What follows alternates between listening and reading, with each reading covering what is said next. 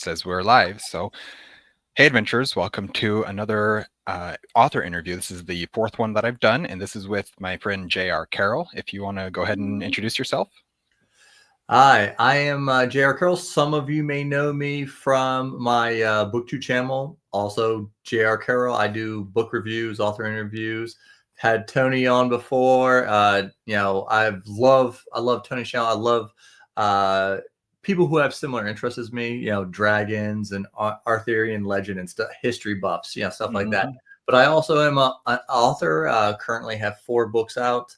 They are the More Than Human novels. A 5th one's already done. Ooh. I've only got 2 of them physically, but I've read all 4. We'll have to change that. We'll have to get some sent out to you, which is a thing I'm trying to do more now. I'm going to start sending some more books out. But yeah, I know I got to get you. And I think Tony, you beat the bearded book beast to finishing all the books that I know of. Nice. All right, I'll take it. So yeah, you guys can find me on YouTube here. And then you can also find me on Amazon, Audible, Apple, all that good stuff.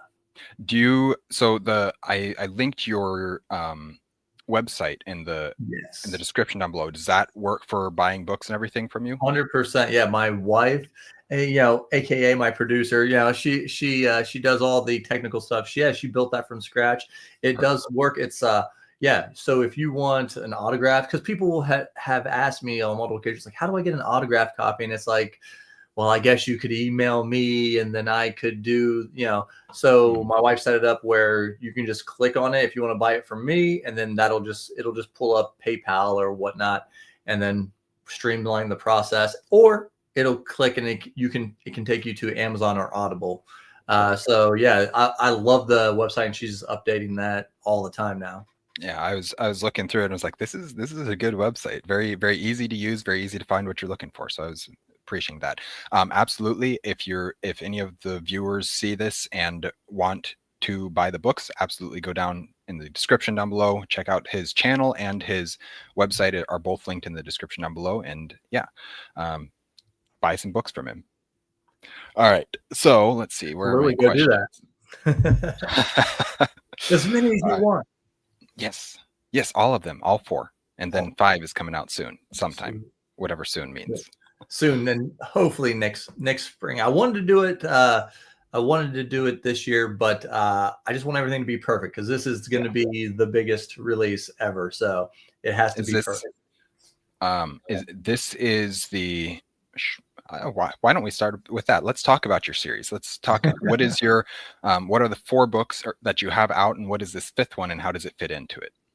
Okay, so my series, the way I set this up is I wanted, like I just said, I'm huge into history. I love mythologies, folklore from all over the world. I just love cultures and how people come up with their gods or creatures. Especially I love when they come up with creatures and stuff. And I thought to myself, I'm a big fan of the Dresden Files and The Witcher. And I really like the Dresden Files, how Jim kind of like uses that to an extent. Everything is kind of real in the Dresden Files, but he kind of does it where there might be one character that's like 10 different, masks they wear. Whereas I wanted to be more literal with it. I wanted to be more like, if it's a folklore, if it's a god, if it's an entity, it's real in my universe. It's like, how can we make that work? And then I wanted to go back to a time frame where you don't see a lot of fantasy books. A lot of it's medieval or it's urban. Some, Flintlock's kind of popular, steampunk, but not a lot of like the Age of Discovery. And I kind of wanted to start there. I thought that was cool because I love, the history of the New World and Native American cultures and stuff like that. I wanted to like put a spotlight there. And so my first book is, More Than a Vampire. And I've always loved vampires. The Underworld franchise when I was a teenager was like a really big thing. And I wanted to put a kind of a spin on vampires and make them more biological than magical. There's there's still some magic to them, but like Right. I try to biologically explain as much as possible. But yeah, that was the first book. And then I kind of wanted to, I just thought, well, I'd like to open different pockets within my own world. Instead of making people read like 1,000-page book and just opening the world that way, I wanted to open it with different characters. Yeah. And so that's where More Than a Gunslinger came in. And yeah, so and I love and I not a lot of Western fantasy and even in the Western fantasy that I've read, not a lot of tall tales. Like the people, Right. yeah. I don't know if you noticed this. I don't know if it's changing. But when I was younger, especially in middle school, anything that was tall tales was marketed at really even below YA level. It was, Is very much for children, very much. And I mean, I think that's part of the, in a way, that's part of our school system building or trying to get children interested in reading and history and doing all these things. And on that side of things, I understand it, but at the same time, I have always loved the tall tales and been fascinated with them, which is why when I read Gunslinger, which was the first one, I had a blast with it because it was just all these tall tales that I'd seen, and then seeing how you put twists on them and everything. It was so much fun just to go through that and see, oh, this character pops up and this character pops up and that character. It's just so much fun for me. yeah, yeah, I loved it, and I wanted to, yeah, I really wanted to bring the tall tales, Paul Bunyan, Pecos Bill, all those guys, and be like, well, I'm sure that guys in the saloons or out, the cowboys out in the late 1800s, early 1900s, I'm sure they were telling their own versions of Paul Bunyan and Pecos Bill and John Henry and what would these guys do? I mean, they were so Right. big and strong, and so I wanted to kind of bring that into the modern day and be like, well, why couldn't they be Wild West superhero type Right. deal? Well, I mean, there's there's a lot of them that were real people. In fact, I'd probably make the argument that all of them were real people. That's the same thing I'd do with King Arthur. Mhm. It's just the stories of them are so embellished and changed and mythologized and everything, and that's fun. But also seeing you actually bring them to life as these were real characters, these were real people. This is how their story actually happened. It's a little twist on the tales that we know, but it also ties into those so directly. Yeah. Yeah. And I just thought to myself, like, I think if people are like me, that the people who really like history and really like Westerns and stuff, I thought that they would really appreciate, seeing these characters taken more seriously Hmm. and, and give them more of a backstory and even more kind of reason to kind of root for them and stuff. Yeah. And also, I wanted to give my side characters more weight. And this is Hmm. one thing I kind of learned from Jim Butcher and other authors that I've interviewed. It's like, especially urban fantasy authors, it's like, well, you can use a character that people know and they already have weight to them because it's Yeah. like, oh, this is what we expect out of this character at least. We know you're Hmm. going to put some kind of spin on it because you're not just going to take a cookie cutter Marvel character and throw him into your Right. universe. So, but we do expect a base level of strength, power, intelligence, whatever that character happens to be known for. Hmm. And that's why I one reason why I used them as the side characters there, because it's like, okay, they already have weight to them. Some people already have a kind of an attachment, especially if you're a Wild West reader. You're expecting, oh man, this guy's he's gonna act this certain way, and he's gonna be really good at shooting. This guy's gonna be really good at using some kind of hand to hand tools. Hmm. But yeah, I really like to build and make my side characters integral to not only just the plot but just scene to scene. I like to build things where only a certain character could have made something happen, and so they get to kind of show off. Yeah. um, I don't know if that's something that you also enjoy or you've noticed, but that's one thing I kind of try to do. Well, I know that I've had a ton of fun reading the books. The every like I mentioned, especially with Gunslingers, that was the first one I read, and that's the one that really has all the tall tales built into it. Um, that's one where I noticed them pop up, noticed the way that you twisted them into making sense with the world and everything, and I was looking through it all. I remember seeing them and being excited that they were there, just that they popped up. Sometimes they popped up in Mhm. ways that I would not have expected. I think it's Paul Bunyan is the one that I was like, whoa, this is a weird take on him. But then as I went Yeah, into it, I was yeah, like, I actually kind of like this. This is actually kind of cool. And it makes sense. It works really well, I feel like. yeah, for sure. Yeah, for sure. Paul Bunyan is one of the strength that I definitely took a lot of inspiration from the Dresden Files with Paul Bunyan, just the way kind of because there's a world under the Mhm. world, and I was like, what? Maybe some of these characters, maybe some of these characters aren't exactly what they appear to be, and maybe there's a reason, again, like a biological reason. Why was Paul Bunyan so tall? Why was he so strong? Why could he fell so many? Well, maybe he's more than human, So, Right. yeah. Well, I mean, because unless I'm forgetting something, um, the the way that most people would interpret Paul Bunyan would be a giant, I feel like. And am I correct in remembering that that is not how you chose to go with him? That is not how that Right. is not how I chose to go with him.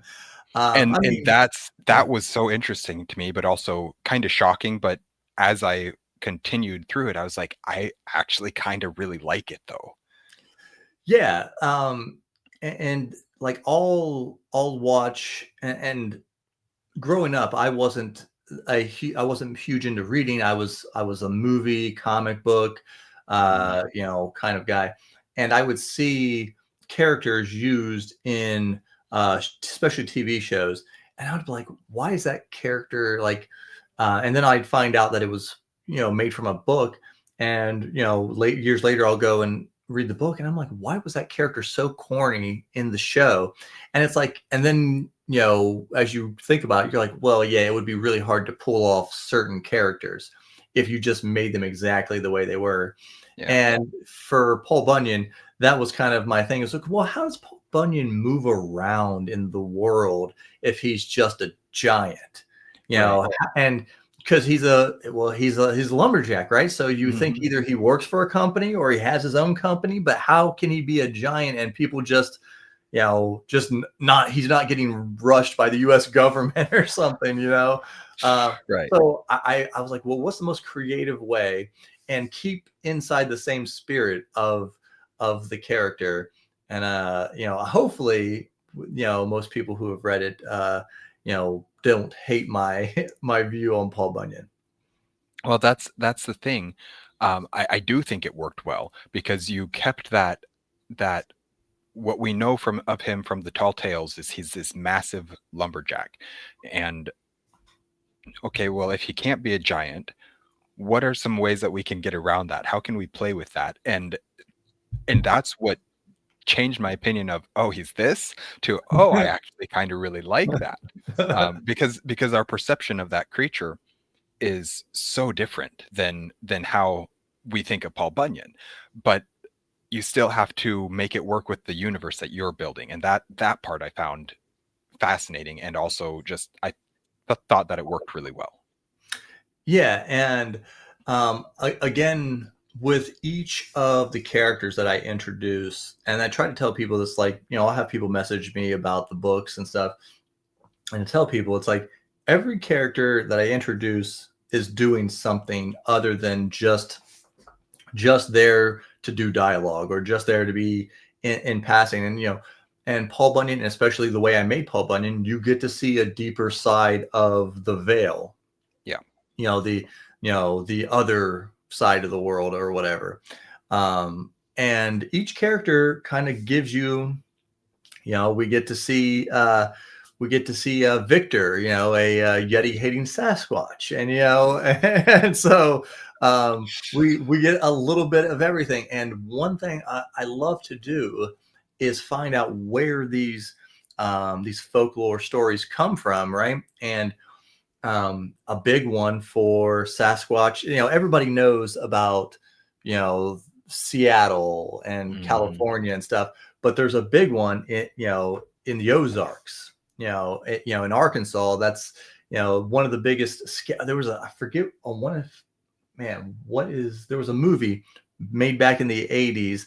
I mean, it was made before I was born, but I remember being really young, and it's a scary Sasquatch movie, and it takes place there in Arkansas. And I thought, well, wouldn't that be cool? You kind of have this old urban legend, right, of Bigfoot in Arkansas, but also in Arkansas they have like the diamond fields. And then I'm like, well, wouldn't an entity that's lived around there know about that already? And so now you have a way for the Sasquatch to trade and barter with people. I Mhm. love using geography with Yeah. the characters as well. Right. And it plays such a important role into dictating who the character is, how they would act. And I mean, I found this with Legends when I read that recently. It's a whole bunch of short stories, and each of the characters is the way they act is determined by where they live, essentially. And not just that, but also the tales that they're pulled from, and your ability to do that and to take them and to make it make sense with who the character is according to pop culture, but also how it makes sense with your universe, but also the world and that location and the types of characters that they would be. I feel like it's very well done. It's very and I mean I'm not an expert on all cultures or anything like that, but I feel like you do a good job at reflecting the characters and the cultures accurately, to at least to some degree, with the inclusion of your fantasy elements into it. Yeah, and I try to do that as much as I possibly can. Like, well, like Legends, it is a collection of short stories. And at first, my original plan for my first 6 books was, well, where Legends slotted in was actually going to be the character known as Quickblade. It was going to be just a book of his origin or whatnot. But then once I started getting closer to that, I thought to myself, well, I think anthologies would work really well. It'd be another entry point for people to kind of just bounce in and just kind of get to see. And plus, I got to try a little bit different writing styles, especially with Right. fairy special, totally different writing style than I normally do. So hopefully that came out all right. Yeah. Um, but yeah, I love um, different cultures, and the whole thing with basically the John Henry story Beyond the Hammer Hmm. is just a retelling, but then Right. you get a little bit more. You get a little bit Right. like what happened afterwards. He actually didn't really die. Why didn't he die? Yeah. And then of course that links back to Gunslinger. Hmm. And then you get Musashi is the Quick Blade story. It's kind of the whole retelling of the Musashi, and deepening the lore, over there. If you're into samurais, you'll know right away what the story is as we're coming onto it. And I think I love stories like that when people they insert other characters into a major story. It's like, oh, I already know how this story goes over here, and now you're getting to see an individual's Yeah. viewpoint of that major story. Yeah. And throughout all of the Legends, there's a ton of history. Fairy Special has a lot of Scottish history actually, Hmm. put into it, and the Queen and Secession, and yeah. So if you're a history buff, you'll notice a lot of major historical events going on in the short story collection. That's one of the things I liked about well, that is a definitely a strength of short stories and short story collections, is that you're able to explore a myriad of different things and not just stay stuck, for lack of a better term, in with the story that you've been developing. You're able to take these small snapshots of the world and of a character. And I really appreciate the way that you chose to do those short stories, the format that you chose to use, where basically it starts out, you tell the backstory, and then you go into the new story that we don't know about them. And that's something that, for me, as I've mentioned this on the channel a couple of times, I've been reading short stories recently, trying to understand how do you tell a short story. And so seeing your process for that was actually beneficial to me. It's, of course, that's not the only way to tell a short story. No. That's not the way to do it or anything like that. But seeing that there is another way, that this is an option, that actually helped me a lot into understanding for myself what it means to, what a short story is and how you can tell a short story. And I mean, you did it very simple 3-act structure, chapter 1, chapter 2, chapter 3, and you just laid it out there. And it it kind of, mostly just for me, I really appreciated seeing it because it allowed me to view it in a different way, something that I hadn't thought of before. Yeah, and with the short story collection, I really did a lot of research into, just like you said, the structure of storytelling, because you, as you said, short stories are a totally different thing. There are, like Andrei Sapkowski, some people would argue that his short storytelling ability is better than his novels. Mhm. And actually, I might agree with them to a certain extent. I still like the overarching story of The Witcher, but yeah, he is so great in those short stories. So I was, reading short stories and reading about them and how to structure them, and really it came down to, okay, simple, just make it as simple as possible. And like you said, for characters, there are some characters where I kind of, give an origin story, or a very easy to follow backstory, and then we get into the major, what's the issue of this. And then I still wanted to keep my kind of signature style Mhm. of a big kind of battle or an epic thing that happens at the end.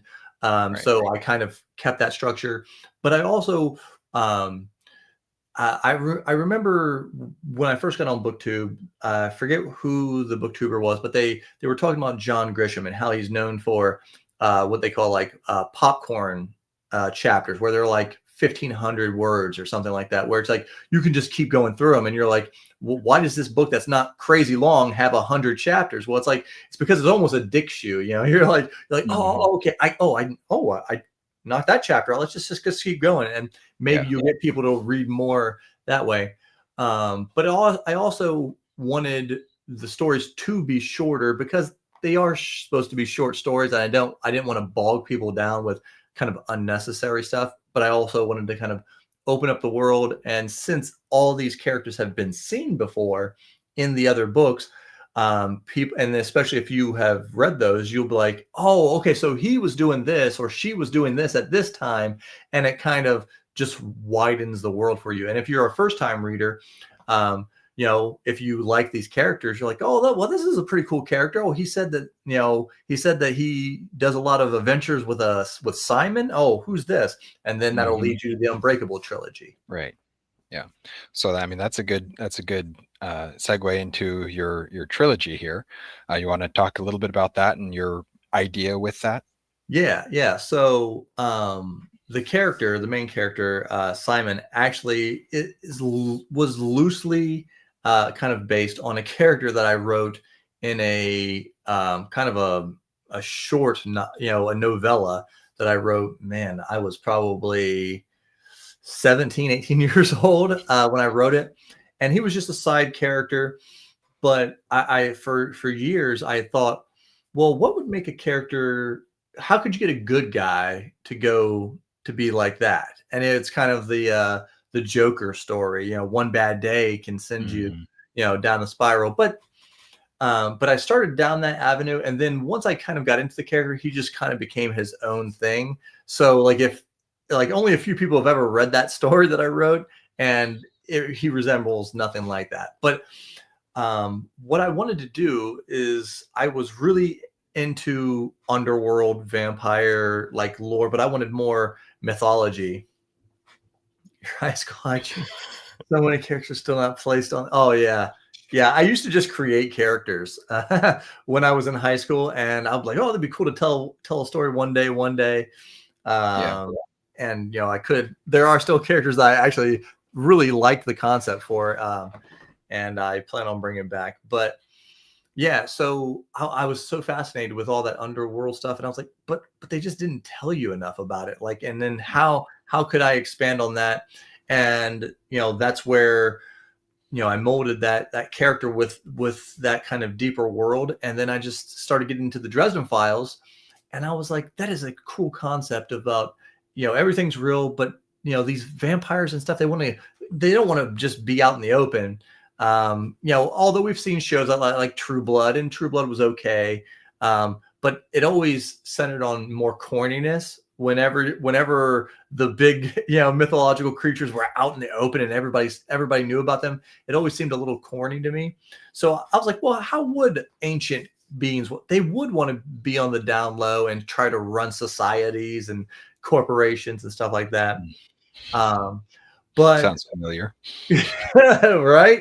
They want to live forever, right?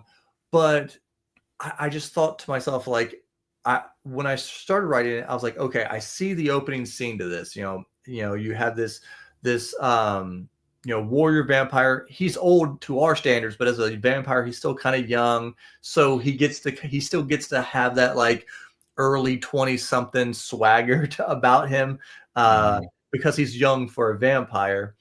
Right.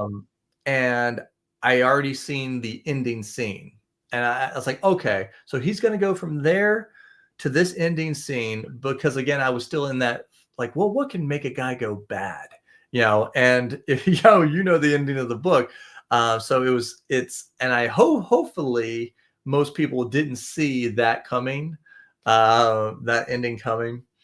But as I finished that book, I thought to myself, I'm like, yeah, this book was really about, the heart of a man. And so when I came up with the second book, More Than a God War, I was like, well, what's left? Like, what would a 200-year-old, vampire who's been in a relationship for a long time, like, and certain things were taken away from him, how would he act? And I was like, you know what? This book is about the soul. And I really think a man's soul really, you can have your girlfriends, your wives and stuff, but there's something different about a best friend. And that's why God War, Rattenfinger is so integral in that book, because, Simon realizes, and which men as they grow up kind of realize this more. It's like when we're young, we're always like, we can do everything ourselves. We don't need anybody. We'll run through. But Simon begins to understand. It's like, well, yeah, I mean, these people all need me to protect them, but it's time for me to start leaning on them a little bit. And that's what the God War is all about. And I'm about six chapters into the final book in the trilogy. I too, like some of these other authors, I'm trying to beat George to the next book. Can I get my trilogy done before George gets his next book out? Probably. I believe in you. but yeah, that's the big setup. That's my main trilogy, kind of how I feel like that's going to be the base of the More Than Human universe. And then as we kind of go forward, but the next book that's already done, that just we're going through editors, it's already been through beta readers, is More Than a Dragon. And I like dragons. Yeah, I know you.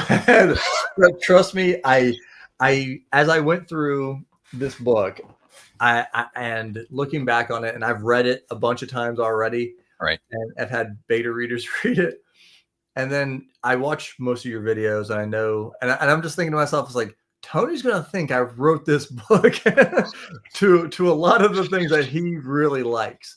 I'm okay with that. Because there's a character that was only supposed to be in the book for one chapter, and they were just too good. they were just too good. And even Nathan, who I'm sure you've seen on stuff, you know, he was like, you gotta keep going with this character. I mean, this is so good. So a certain, you know, Early's British character is definitely going to make a major impact on Dragon. But All right. yeah, it's, you know, it's basically one of, it's not the origins of Dracula, but it is a major plot point that's going to have effects for every book going forward. The book takes place in 79 AD, mostly Okay. around Rome. Mhm. There's a little bit of jumping, but yeah, we're mostly staying around Rome, Turkey, Constantinople. Fun. Uh, That's you cool. know, we'll, I'm excited. I'm very yeah, excited for that one. you know, we might make a jaunt up to some famous city up in Britain, you know. So yeah, All right. we'll have that. But yeah, my artist is almost done with. He sent me out a couple of the rough drafts of the cover, and I mean, I told him, I was like, this is the, like, if you guys like my covers, this cover is going to be even more detailed. Like, yeah, more. It's going to look so good. Makes me very excited and happy. I love your covers. They're very busy in a lot of ways, but also there's so much detail to them, and they're just beautiful. And I love that you've stuck with just the splash of color, one Yeah. little spot of color on each of them. That's it's I don't know. I think they look great, and they're very distinct too. Yeah, that's before I started this whole, you know, author journey, YouTube journey and everything. I did a lot of like research, watched a lot of videos. There's a author tuber named Jenna Marassi. I actually got to interview her several months ago, and I like her. She's very I will say she's entry level. Like, if you don't know anything about publishing, or you like writing but you don't really know much about the process, she can really help you on a ground level.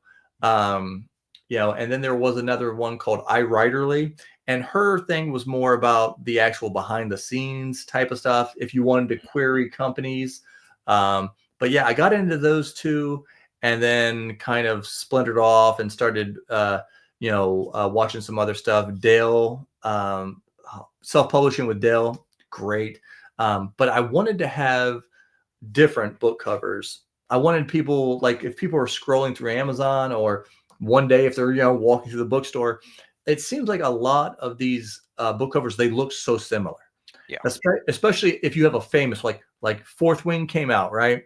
And then how many other books did you see in the next 6 months that looked so similar to Fourth Wing, or so similar to Brandon Sanderson? You know, it's like, if a good book cover comes out, they all get copied, and then just Right. the whole bookshelf starts looking the same.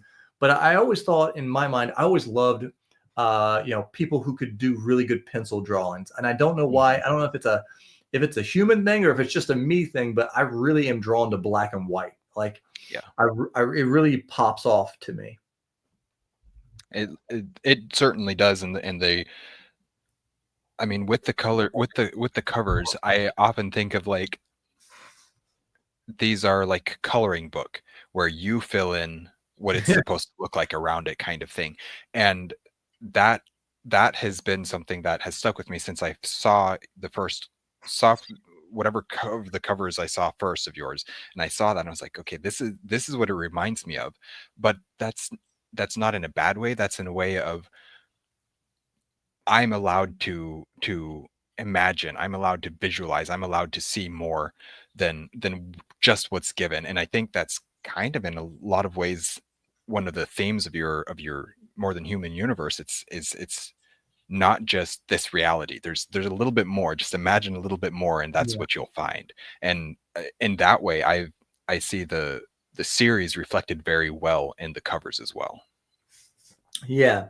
And and with the splash of color, that's the one thing I thought, well, I like black and white, but I feel like there needs to be something to just catch the eye a little bit and Hmm. draw you in. And Matthew, his detail has gotten better and better and better. So when you have, especially with like Legends, it's like you have that kind of that splash of that gold, and it draws you in, and then you start seeing more details. The more you look at it, Yes. it's like one of those weird optical illusion things. Like the more you stare at, the more you see. Hmm. Um, and so yeah, and you know, me and Matthew were kind of like, I was like, hey man, he's like, well, as long as you want to keep making them, I'll keep making them for you. And I think in the indie scene, that's kind of really good to like kind of get in there. And if you get Yeah. someone who does good work, stay with them. Yeah. So that is one of the things that I write down on my notes to ask people is to shout out your cover artist. Yeah, absolutely. Yeah, Matthew Allen Bond. I pretty much just because I used to be on X, Twitter, Hmm. all the time. That was my main social thing before I had a YouTube page. And I was like, everywhere, just all the authors, all the things. And so I just one day I was just like, hey, does anybody know anyone who can do high quality pencil art? And then I got a handful of people, and Matthew was just like, hey man, can I show you some stuff? And I was like, sure. And he showed me like all this work that he did, like Dalmatians and stuff. And I'm like, you sold, you have me, man. Like Hmm. let's see let's do some business together. And yeah, after that first book, I'm like I'm sold, man. Like that's Yeah. exactly what I want. Like it kind of gives you that or gives me the feeling of like kind of old comic book Hmm. style. Yeah. And that's kind of how I feel about my universe. When people were like, "Oh, well, what do you want to be?" And a lot of people say like, "Oh, well, I want to be George R. R. Martin, or I want to be, I want to be Tolkien," and which is, Hmm. that would be great. If you want to be, Yeah. if you could be Tolkien, that would be amazing. But I wanted to be the Stan Lee of novels. I wanted people to be Yeah. like, what not just what book is your favorite, but who's your favorite character and why do you like that character so much? I really want to be like a go-to character writer. Like, whenever somebody gets through a super dense sci-fi book or something, and they just like, I just need a character-driven book that's gonna be easy and fun. Like, let's go Hmm. grab a J.R. Carroll book. Yeah. If I could be known for that, I would have done exactly what I set out to do. That's cool. That's a good. I mean, because as you said, there's so many people who are like, "Oh, I want to be the next Tolkien or whatever," and having somebody who's like, "I don't care so much about that. I just want people to have fun." Yeah. That's something that's. I mean, I really respect and I really appreciate those very super deep, very thematic books.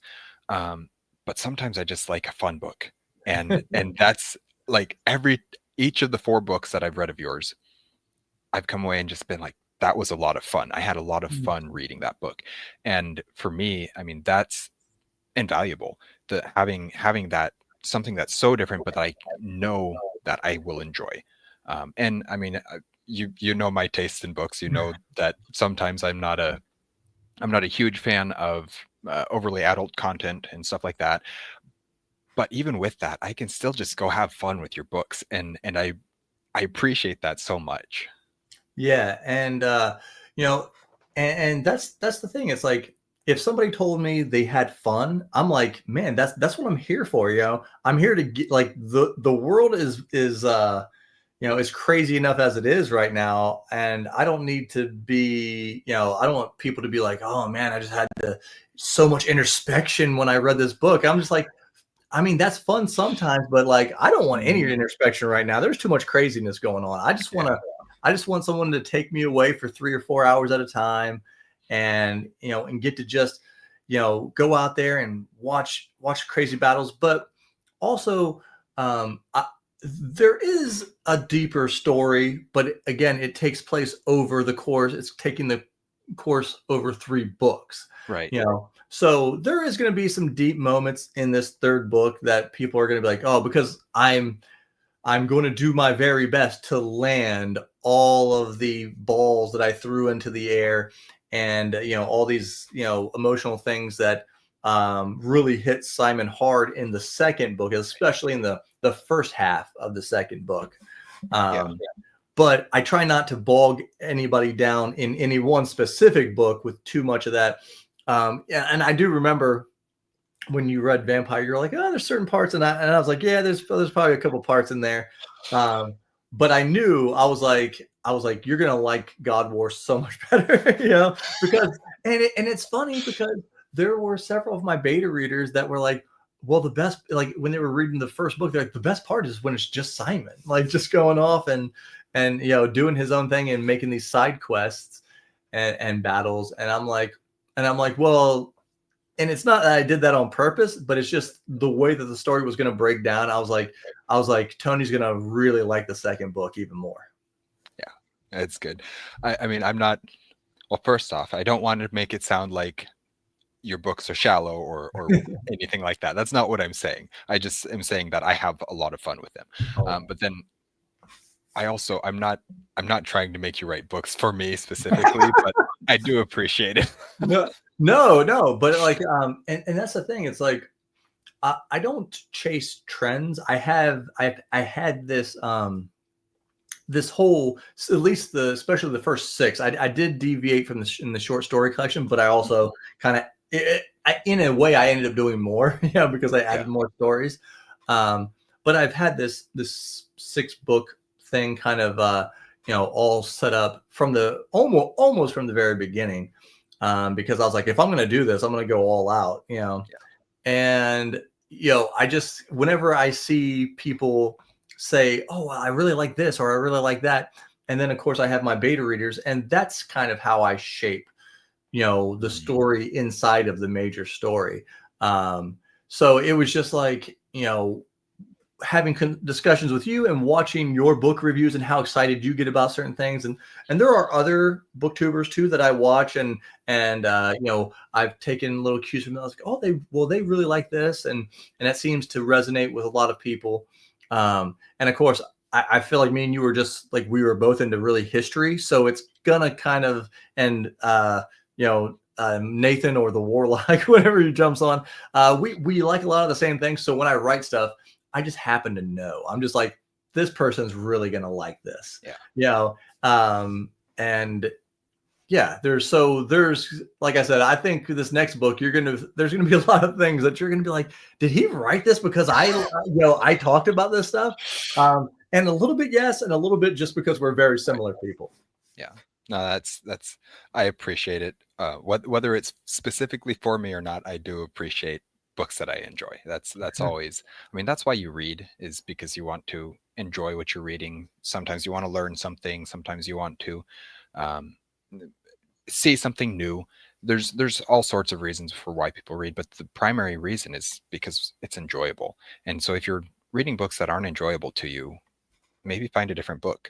Well, because that's been a big thing that pops up every so often on BookTube, right? It's like, these certain books where people are like, oh man, like this book is like so hard to read. Oh man, I can't. And then they're like, I'm on book 4, and they look like they just ate a whole bucket of hot wings. They're like, I made it through book 4, guys. The next one's 1,200 pages, and I don't know. I don't know how I like it. I do like Arthurian Legends and Dragons. Absolutely.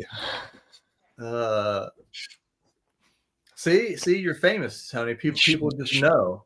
All right, I'll take it. I mean, to be fair, I have considered just pivoting my channel to focus, basically Tolkien, Arthuriana, and just that. And because there's so much out there that I could talk about, with just those 2 topics, that I know for a fact I could continue making plenty of videos and everything. And it might be better for the channel if I'm a little bit more focused than I am. But at the same time, I'm just like, but I like books. I like all these books. So that's the hard thing about BookTube. It's like, before I did BookTube, I was a binge reader. I'd jump into a series, like I jumped into the Dresden Files, and just one after another. And then the Witcher, the same thing. Actually, my wife bought me The Witcher 3, the game, and Nathan had told me, he goes, it's kind of a spiritual successor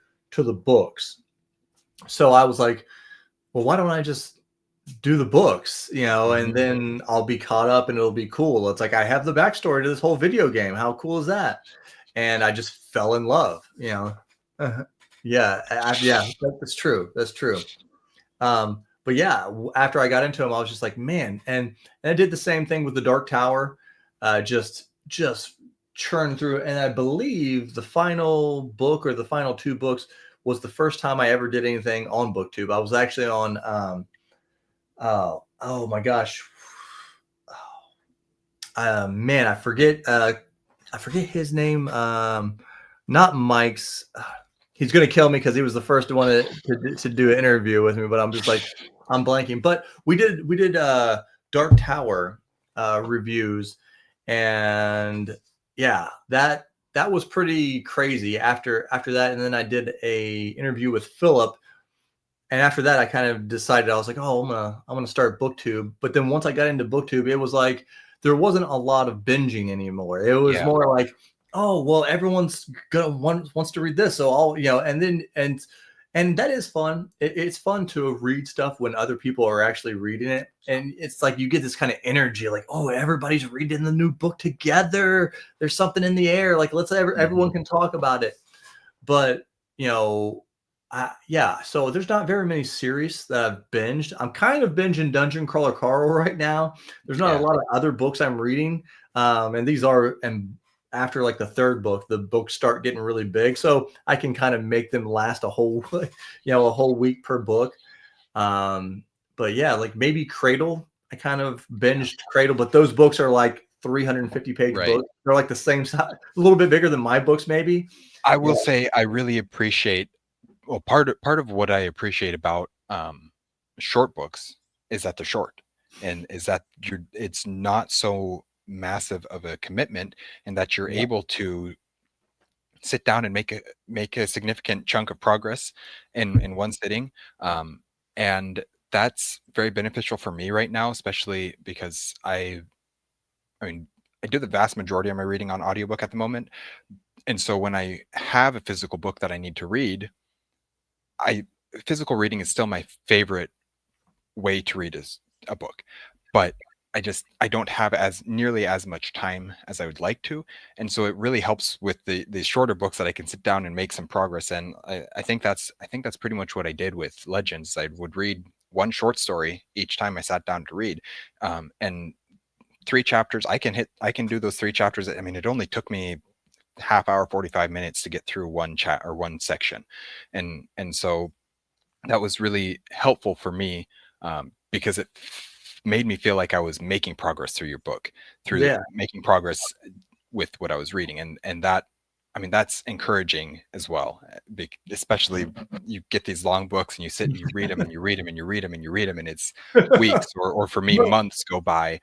And I just, what was the book that you were reading? That giant book, was it The Count of Monte Cristo? And like every time you would show one of your new videos, you were like, I'm this much further through the book. I'm like, that is a huge book, man. Yeah, well, I mean, I've read plenty of big books, and I tend to read a lot of the big books on audio at this point, because with my job, I sit at a desk all day, and I can get 4 to 6 hours of reading pretty easily per day, and I can make serious progress through books, and that's very helpful in that way. So. Yeah, and that's the same thing with me. I mean, my day job, I'm a mail carrier, so I'm kind of out there on the street, and I can just kind of plug in, and and and it has been helpful. There have been times where if it's a book I'm really interested in, I want to be the first person to put a review out. Right. And I think I told this story towards the end of the Dungeon Crawler thing. So probably not a lot of people stayed all the way to the very end. But just a funny story is with the Last Dresden Files, The Law, when it came out, and it was just like a 5-hour thing. I hit that as soon as I woke up in the morning on my hour drive to work, put it in my ears, and I just listened to I got in my work truck, and I was in one of the big work trucks. I set my phone up and did the entire review from the back of my mail work truck. I I haven't watched that video back in a while, but it's gotta look ridiculous. And but I was so Uh, pumped and so excited. I'm like, I'm gonna get this review out the same day the book came out. Holy moly, you know. But some of those books, you know, when these books get to, because I listen at 2 times speed, and yep, and I've yep. started lower. I started at like 1.25 and stuff. And now if I listen at 1 time speed, it sounds like people are talking like this, you know. And so I have to go at 2 times speed now. But you know, some of these big books, when if I want to be one of the first people out there, it's like, yeah, I'm listening for like 8 hours in one day, you know, and it's like, Mhm. you know, even if I'm enjoying it, I'm like, all right, can't click off of it too much. I gotta be, if I want to make the video at the end of the day. But you know, that's, you know, there was a time where I think my first or second year on BookTube, I did like 62 book reviews, and I was like, after that, I was like, okay, I gotta start splintering off into different content, you know, because that was I do one a week. That's it. yeah. I do one a week and then something else on Thursday. But um, I I assume he's talking to you here. You need to read Oh, This Inevitable Ruin. yeah, that's the newest book in Dungeon Crawler. Okay, But see, the gotcha. difference is he's got Nathan there. He has got a mind like a steel trap, and mine's more like a, yeah, kind of like an open, you know, dam. I let a lot of stuff go through. So I have, whenever I'm doing a you know, one of those live discussions, I always end up finishing the book like the day before on purpose. Mm, You know, yeah. so it's super fresh in my mind, and I take like long notes on my phone and stuff, and you know, he's bringing up stuff. I'm like, how do you remember stuff? Like my brain is just is so much mush. I don't know if it's because I've read so many different books that it all kind of, you know, goes together. But I mean, you've been doing it even longer than me. I think you guys 5.5 years now. We yeah, we started in March of 2020. So it's been 5.5 years. We're coming up on 6 and next March. So yeah, it's we've I mean, I right now I am writing reviews. Let's see. Um, if I can find, I just wrote a review, finished writing a review today of a book that I read back in July. Um, and I don't like doing that, but that's 5 6 months behind it, and I'm not okay with that. I need to get caught up, and then I do go through a month randomly where I read 11 books. I'm like, I can't do Well, that. but the good thing about you is you're still pretty consistent. I mean, you're even though if you know, even though technically you're behind on where people like, you know, a lot of people might not know where you're at, so they won't even know you're behind. But you're sitting here like, Right. yeah, I'm like 11 reviews behind. Like, but at least you're being consistent on the release date of your videos. You know, I definitely need to get back, you know, into doing that. I have some big interviews and stuff. I'm been working this. I'm going to be working my second time with Podium here in January. You know, I don't know. Maybe that can be more of a semi-regular thing, but I need to get more regular on my channel outside of my shorts. I'm pretty consistent about that Yeah, though. I've noticed you're consistent with the shorts, and I mean I know shorts do really well in the algorithm right now. So I guess that's a good thing. I have a very hard time coming up with shorts content. That's not easy for me to do at Yeah. all. And so I've been trying to, when I do my monthly wrap up, I try and do a short about my favorite read of the month, and then I'm trying to just find some other content that is easy for me to produce, but it's not easy for me to do, Oh, especially well, if I don't own the books physically, or I'm not, I haven't read them yet. It's hard to talk about a book you haven't read yet. yeah, well, 100%. And like, if I was gonna, if anyone's watching this and they're thinking about making a BookTube channel, I would, if I had to go back and do it again, I would split my shorts and my regular videos and lives. I would keep the lives and the regular on one channel, and I would put the shorts on another channel, and then just kind of have them in your description and kind of link them that way. Because Mhm. I do believe that the shorts, especially now, they've and I watch a lot of videos on like how YouTube does things and the algorithm and Right. stuff. And I guess they're trying to fix that where shorts don't hurt your long form stuff. But Yeah. when they first came out, they did. And Yeah. I was just thinking more is better, right? Oh, like, Right. just throw every option, everything that YouTube does. Let's just throw it into the channel. And I did get some quick growth, but the problem was, it, I was having growth at the same time, and then my kind of shorts kind of missed with the algorithm a little bit. And then when I stopped for that about month and a half, it kind of like so I'm just now feeling like I'm rebounding, here. Right. But the thing about shorts is like if you followed my shorts, it's like you got to kind of come up with different material all the time. So it was like me just like funny phrases that I used to like that are in all of fantasy and sci-fi books, and you're like, Mhm. every time I hear one of these, like the word undulating, you're like, nobody uses that word unless they're in a fantasy book. I've Yep. never heard a human being, like professors, nobody's ever been like, did you feel that? It was undulating, and like, no, you never. But even Dresden Files. I mean, Jim is guilty. Like Mhm. everybody uses undulating. I don't know if it's a trope now that like I think it you gotta is. I find a think way to it's put gotta them. be. I think it's gotta be at this point. People are just like, what can I use Yeah. here? Undulate. Undulate. If all else fails, we undulate. Um, but yeah, so I went through different phases where I was like, oh, I'm just gonna do funny sayings in books, and now I'm doing this this world building tournament right Mhm. now. I've only And voted in one of them because I haven't read everybody. yeah. So what I'm planning on doing is trying to make this an even like bigger, funner thing. Is once we get to the end of this, I'm going to kind of set up a live, and I'm going to have like a big whiteboard back here, and I'll have the brackets set up, and then I mean, if you want to be on this, that would be great if we could set it up. But I'm going to try to get some booktube people together, and we can all kind of debate on who should win Tolkien. this, and Tolkien. and I know. And Tolkien is he was the number one overall seed, right? He was the number one overall seed, so it's like, can anybody take him off the top? So I think he was the only one. For the first 24 hours, he got 100% of the votes in his first round.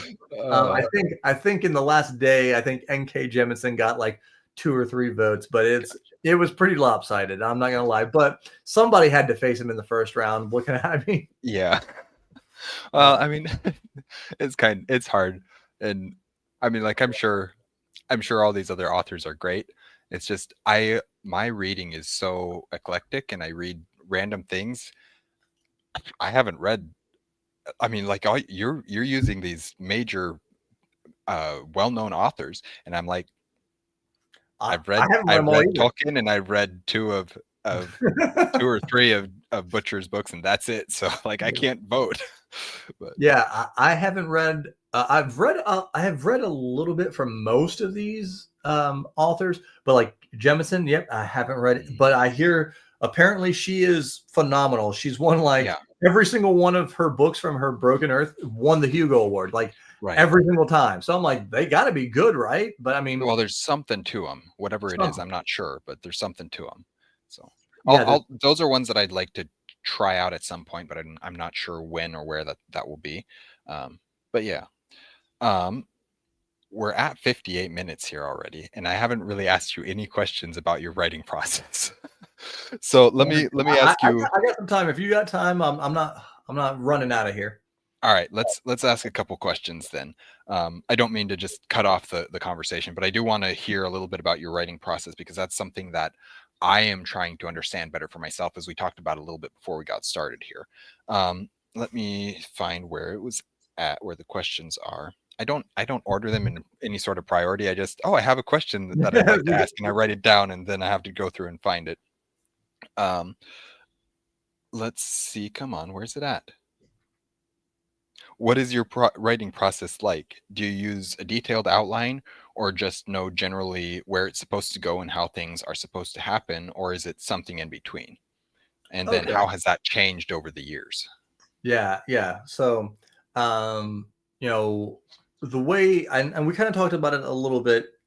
I see. I first I start with the type of character. Like, what type of character do I want? Do I want someone who's kind of a lone wolf? Do I want somebody who's family oriented? Um, are they are they morally gray, or are they clearly a hero? Are they funny? Are they Mhm. going to be like the bumbling guy who bumbles through history? I pick the type of character that I want, and then there's just I come up with, I can see the first scene because it was like, oh, well, I want to put them in kind of a 1600s, and then because I'm a history buff, I can kind of see what a city would look like or what a certain city looked Mhm. like, and I plop that character down. I'm like, okay, what would this character be doing at this time? Yeah. And so I can already see the opening scene, like in Vampire. I saw the opening scene where Simon's walking into the party and Mhm. sees Lena, and so I can see that. And then there's just something about like I I am the opposite. I am almost the opposite of Stephen King, where Stephen King is like, it's all about the journey. Like he finishes, some of his books are good finishers, all right, but he's known as like he's like a 50-50 guy. It's like Yeah. either you're not going to like his endings or you're really going to like his endings. And I think that an ending is just as important, if not the most important thing in a Right. book, Yeah. because I try not to write huge. I purposely try not to write really big books, but still, it's going to take you several hours to get all the way through my book, and I don't want you to have went 3, 4, 5 hours, and then you get to the end and you're like, hmm, well, that was interesting. That was an interesting way to end the book. I want people to be like, oh man, I can't believe this happened, or whoa, that was so, like, that was a crazy ride. Yeah. Um, so I kind of tend to see the end of the book as soon as I see the beginning. As soon as I see the beginning, I automatically, it's like my brain fast forward, and it's like, all right, well, this character makes it all the way to this point. And then my brain is like, all right, it's blank now, Joe. Go figure it out. And the way my my process is, again, not like Sanderson, where like I've seen Sanderson do interviews and do talks where he says some of his books he has 200-page outlines, and I'm like, that's half my book, man. Like I don't Right. I don't need that kind of outline. But what I'll do is, and it's normally between, and it's weird, I don't do 10. It's either between like 11 bullet points and like 15 bullet points, and I do the first scene, last scene, and then um, it's like, well, they need to meet this person. They need to beat this person. They need to gain power here. And so I just kind of make my, and not everyone's a chapter. Sometimes, you know, trying to get to a certain place is going to take you 2 or 3 chapters. And then, Mhm. I always, I would say about 95% of all of my stories have been written on my phone. And Interesting. yeah, and a lot of it is dictation too. It's like some of Okay. it, sometimes some of it all right, and then some of it's like the way a mail carrier we're kind of set up is, we go, especially if you have a certain route, you'll stop, and then you do a park and loop, and normally that's 10 to 15 minutes. And how I do is, like, when I'm out there, if I'm not listening to something, if I'm in writing mode, I'm thinking about what I'm going to write. And so I'm kind of doing a self-editing process as I'm walking. And then by Mhm. the time I get back to the truck, I already have 200 or 300 words already plotted out, already edited. So sometimes my process ended up being slower. Like, I know some people will be like, well, I wrote 5,000 words today, or I wrote, or some of the, like when I was on, and it was weird. When I first started writing, it was NaNoWriMo of 2020 or 2021. And if anyone doesn't know what NaNoWriMo is, that's where you try to write 50,000 words in a single month. That was, that was and I was like, how on earth can you do that? And I'd see people going, oh, I wrote 10,000 words today. I'm like, did you write 10,000 good words today? Right. Or did you just vomit on the page, and you're going to Yeah. have to go back through and cut half of it out? Yeah. And just the way I was thinking is I came into the writing game later. Like my 38th birthday is here in 2 days. So Happy birthday. yeah, man. So I didn't want to wait. And this is another reason why I didn't go the traditional publishing or didn't even query. I learned how to query. I learned who to query, but in the end, I'm like, I'm not going to do it because I want to get my books out as fast as I want to get them out. I want them to be done the way, because so many horror stories about people getting, oh, I got a traditional publishing deal. And then it's 2.5 years before their book gets released, if it gets released. And I was like, yeah, I don't want to wait 2.5 years for, and plus nowadays you have to do a ton of marketing yourself. It used to be the reason to go traditional publishing was, oh, I got it. I got traditional publishing. Whew. I can sit back and just let them do the work and sell the books for me. If my story's good, they'll sell it. Yeah. Now that's not the case. And it doesn't matter if your story's good or not. They want you out there making your own social media stuff. But yeah, so I would keep my phone with me at all times. And when I'm in the mode, the best, like I feel really good if I'm doing 1,000 words a day. Like Gunslinger, I wrote Gunslinger in 79 days, and I wrote just a little bit more than 1,000 words a day. Probably put like, and this is what Richard Kadrey and a lot of bigger authors, and in like, I guess not in defending them is, well, they're traditionally published. They get money up front. They do this for a living. So they can make their editors and stuff hold off because they already got a little bit of money to live on and stuff. Where, so they'll tell you, well, like, don't kill yourself if you don't get so many words written. I'm like, well, you guys have already kind of made it a little bit, so I'm going to put a lot more pressure on myself because I want to get these books out. So maybe, we can get these in the hands of people and maybe I can be where you're at. So yeah, I was pushing myself, super hard. Hey man, Jeremy, thanks, man. But I was pushing myself so hard. Like if I didn't get 1,000 words in a day, I was mad at myself. I was like, what are you doing? You only got 800 words, you piece of crap. So I pushed myself real hard to get through Gunslinger, and I pushed myself pretty hard on God War. But now I'm like, I'm getting to the point where it's like, all right, I have a backlog. I got 4 books. Yeah. 3 starting points, 3 entry points, which is huge. Yeah. Yeah. So yeah, different parts where people can start out. And so my whole goal was for this next book was, this book is going to be the best written thing I've ever done. Everybody who's read it so far, from, Nathan to my beta readers, they're like, this is the best, the best writing I've done. And so I want the cover to be the best. I want the format, like everything, this is going to be as good as it gets. And that's is one thing I do tell people is like, I suffer from ADHD. Like, I'm Mr. Squirrel guy, shiny, but at some point if you want something, you got to sacrifice other things. Yeah. So I wanted to write books. So I couldn't watch, because I used to be podcast guy. I was the podcast bro. I was watching listening to all the podcasts and everything. And now my podcasting is like 10%, like barely existent.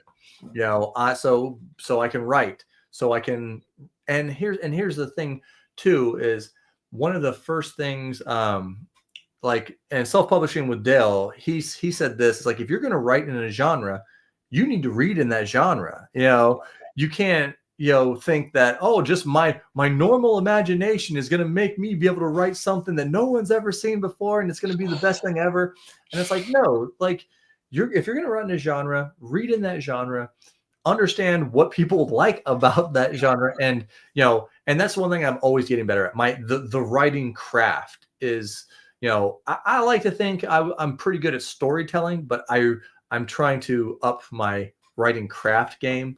But you can only do that by writing, Right. And so I try to tell people, like, don't get caught up in the giant, I'm writing a 90 or 100,000 page book. Yeah, if you go into it thinking that, you're going to be terrified every time you open Yeah. your Google Doc or every time you open your Word doc. You're going to be sitting down here in front of it. Or if you're a computer guy, if you like to sit in front of your computer, you're going to be looking at this blank page and thinking to yourself, even if I fill this entire page up, that's only going to be 1,000 words. I got to write another 100 of these Yeah. giant, you just got to think about a number. Like here, like I would tell people, I was like, start off with 100 words, 100 words, right?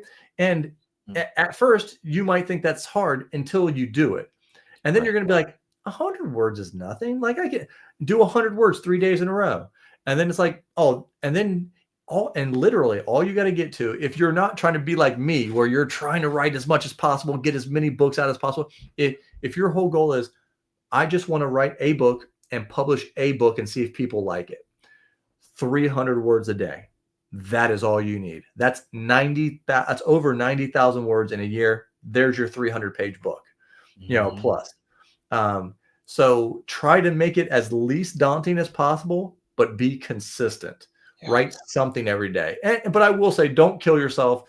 If your goal is 300, and you're like, I only got 100, you made progress today, right? You put a couple words on the page, your story's further along. That is the key to everything, is consistency. And once your story's finished, then you can go back through and be like, well, I don't like this, or this isn't that.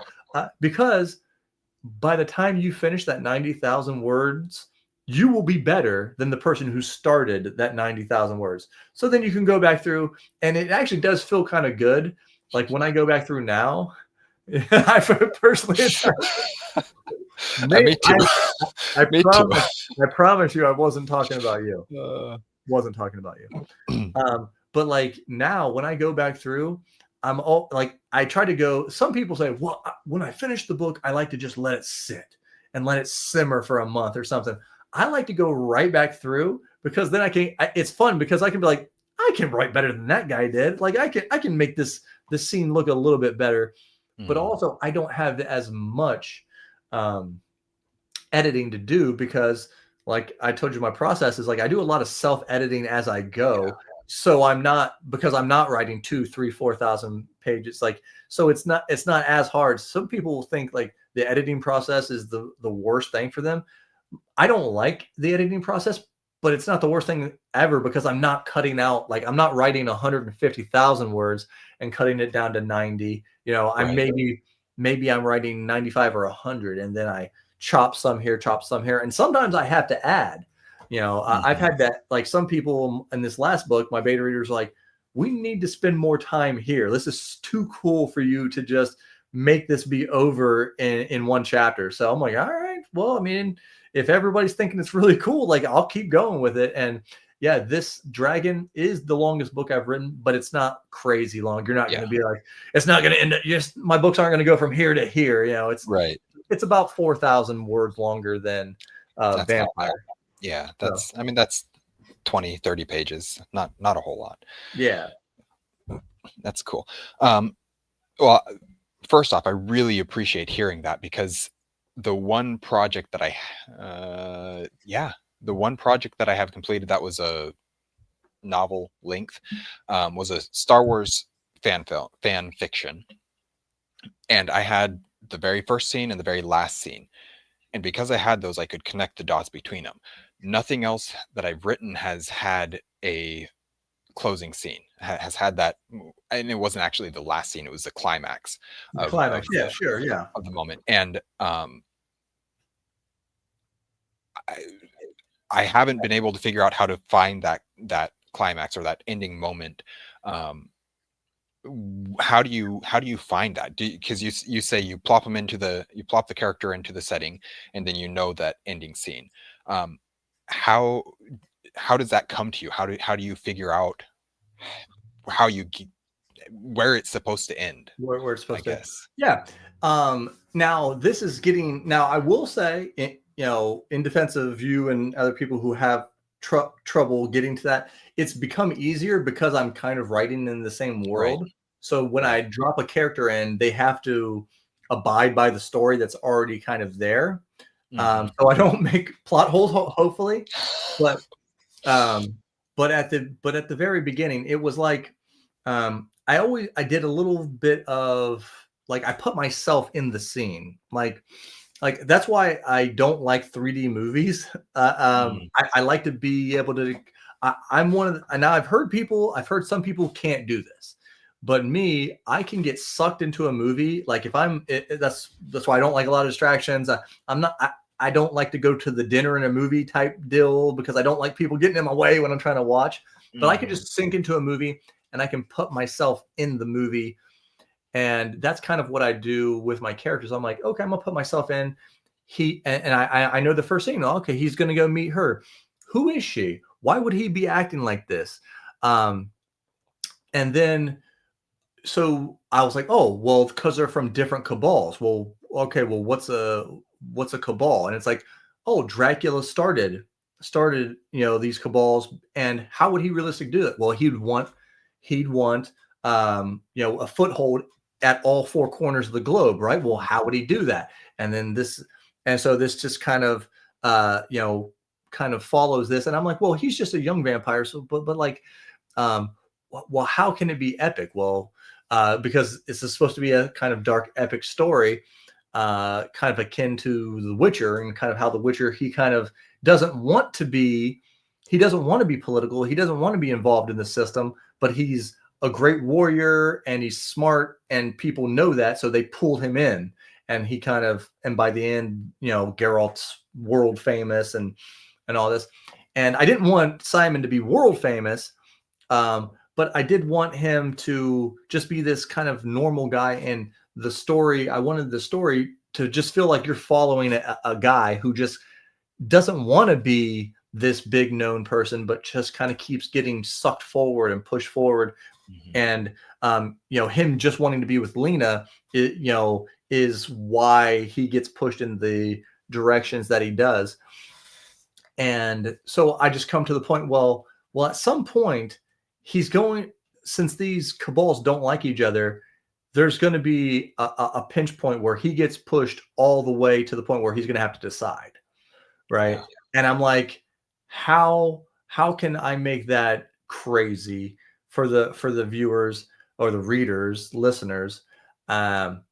And so, not to give away the ending of the first book, but he runs into something that, especially if from the beginning, he wouldn't be able to stand against. He wouldn't be able to defeat these people. And that is a big reason for my books. And how do we get to the ending of these books is because I don't want to OP my characters. Simon no spoilers. He gets beat a few times inside this book. Izzy gets beat several times in Gunslinger, right? So I try not to OP these characters, and I'm like, well, if they're going to do something epic, how is it going to happen? Right. And it's like they need help.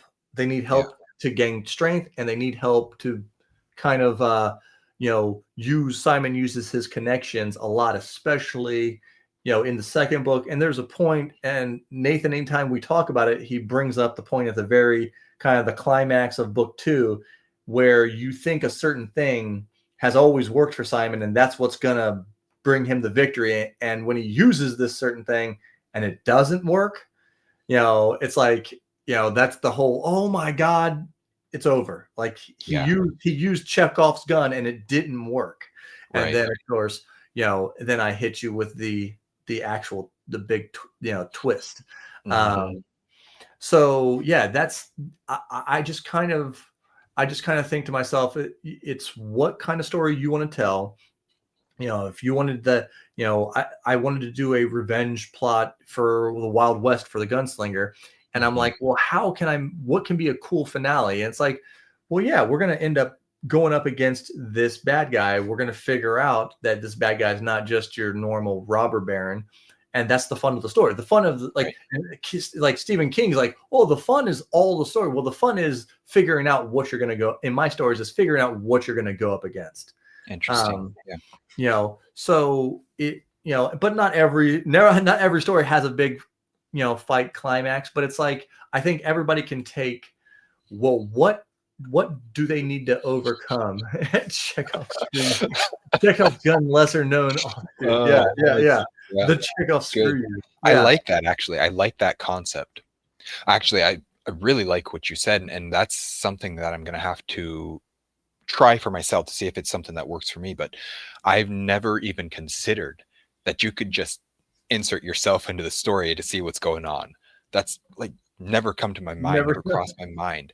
But I'm gonna have to try it and see if I can figure some things out, because that might help for me. Because I'm definitely one of those ones where I can completely immerse myself in the story that's going on when I'm reading it or watching it or whatever. And so, and that's kind of changed a little bit since starting the channel and becoming a little bit more analytical. I don't allow myself to do that as much, but I think that it might not solve everything for me, but it might help. And that's interesting. Yeah. Interesting at the very least. I'm gonna have to try it. He knows it. Yeah, yeah. Well, and the only thing that you have to worry about when doing that is, and here's the thing, I don't think this is as big of an issue as some people. Some people will throw this out here just to disparage people, especially guys. I don't know why you'll have some women reviewers who will throw this at guys, but they're like, self-insertion. They're like, don't insert yourself in the story. And I'm like, why? Why? Like, as long as you're not Stephen King in it, where you're just like, I'm going full meta. I am Stephen King. I'm in this book. You're going to love it. Yeah. But that allows you, as long as you're, it becomes blatant when you're like, everything that you've ever wanted to do, you do to this character, but putting yourself in there, that allows you to make, instead of thinking, oh, well, what would this character the decisions he would make? It's like, well, what decisions would I make? Right. And you don't always have to have your character follow that, but that gives you a starting point. That's like, oh, I would do this, because like there's a game it's called Mass Effect. And I don't know if you ever played it, but they give you an opportunity. It's very, for its time, it was very in depth. You can make your own decisions. Your character could turn out to be, evil, paladin, whatever. And I would always do the first playthrough how I would play through it, how I would make the decisions. And then the second playthrough, I would always just play as dark, just the a-hole character the entire time, just because it's fun to be mean sometimes. But like, just thinking about that process, it's like, yeah, there's nothing wrong with putting yourself in there, and you don't always have to make your own decisions, but it's definitely, you're going to make a decision. You're going to be like, well, this is the decision I would make. So that's going to help you push your story forward, instead of kind of being stuck and just be like, I can't think of what this character would do here. Well, what would you do, Tony? Right. Yeah. Interesting. And I mean, I haven't tried it yet, so I can't guarantee that it will be helpful, but I think it will. I mean, even just like you were talking about the opening to Vampire, and where Simon's walking into the ball. I think that I mean, because like just thinking back to it, I could place myself on the street watching Simon walk in, and I think that can help me. I think that can actually be something that is beneficial to me in the actual writing process of it. And yeah, so interesting. I thank you. This is why I want to talk to different authors and stuff like that with different processes, especially indie authors who they don't follow the traditional mold, and they do what they want to. And that's helpful for me because, well, for one, I'm a big proponent of authors telling the stories that they want to tell. And with that comes the author making the decisions that they want to make, and doing things that might not be acceptable in traditional publishing. So yeah, interesting. I appreciate it. I got a couple more comments here. Evil character is always a higher level. That confirms it's the right path. Yeah. I mean, and that's, I mean, I think that's an obvious thing to do. I could be wrong, but I always feel like it's obvious that your main character has to go against, the bad guys or evil guys, or the antagonist has to be more powerful than them, especially at the beginning. Because if they're not, then it's just like, well, why doesn't the good guy just go and just take them out right at the beginning of the story? Yeah. I mean, I love character stories about good guys. Like, these are legitimately good people making good decisions. They're not making bad decisions, and they're like Yeah, actually trying to do what's right. And I know a lot of people feel like, oh, those aren't as compelling when they always make the right choice. I disagree I mean, absolutely sometimes. it can be. Some of them can be not well written or Well, whatever, but some of them are so interesting. I mean, I unsurprisingly, I look back to Tolkien, and especially Aragorn's story in those books. He makes decision after decision after decision that he feels is he's like, I don't know what the right decision is. This is the one that I've got to make though. And then he looks back after it was the wrong decision. But then as you continue going through, you realize, no, it wasn't the wrong decision. It was the decision that needed to be made in that right. time. You just don't understand it. Yeah, Um, yeah, 100%. I mean, interesting. like, I don't know how far you got into the Dresden Files, but there's a character, Michael Carpenter, and Hmm. that's his thing. He's like, I'm always going to make the right decision. And this is why Jim said he could never make a whole book about Michael Carpenter because Michael Carpenter is always going to make the right decision, but Hmm. it's not always the easy decision. You Yeah. know, there were certain aspects, certain times where Harry and Michael are together, and Harry's like, Michael, do not, when we go here, just don't say anything, don't do anything, just be my backup. We're going to get through this. And Michael's like, if I see something that's evil, I'm going to stand up against it. Sorry, but the right decision is the right decision. Right. Yeah. And like with my character, like Simon, he doesn't always make the right decision, but I hope people feel like he tries his best to Hmm. be a good person. Yeah. I didn't want to make him just this super morally gray guy. I wanted Mm. him to like. I feel like most of the time people are going to agree, but again, I try to make him human, though he's a vampire, like, so sometimes some people are going to disagree, but I hope people are like, he's a guy caught in complicated situations that's doing the best he can do. Yeah. He wants to be a good person. And again, that's kind of the overarching, when I talked with Jim Butcher, he was like, don't write themes, write characters, write people. And that's what I was trying to accomplish with the Unbreakable trilogy and with Simon. It's like, you know, he's trying to make the right decisions. He's trying to be a good person. He's trying not to Hmm. lose his humanity or his hope. Yeah. Whereas a lot of vampires, and I explicitly say this, and I try to show, and there's going to be a lot more of that in Dragon, where it's like a lot of these vampires and long-lived entities, when they get to a certain age, they don't really care about humanity, morals, whatever. They're like, Mm. I'm living forever. I am alive because of either I'm taking from humans, or I'm taking worship from humans, or I'm taking blood from humans, or Right. whatever. Um, so they kind of lose their humanity. And Simon, I'm like, I want him to feel like he's trying his best, and sometimes it doesn't work out. Yeah. Yeah. Interesting. This is a good question. Good question here.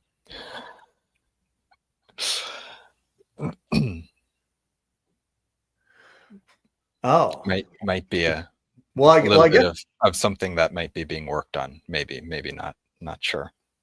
Yeah, that's interesting. So what's behind that there, Tony? I guess that's a Uh, question for you. well, I'm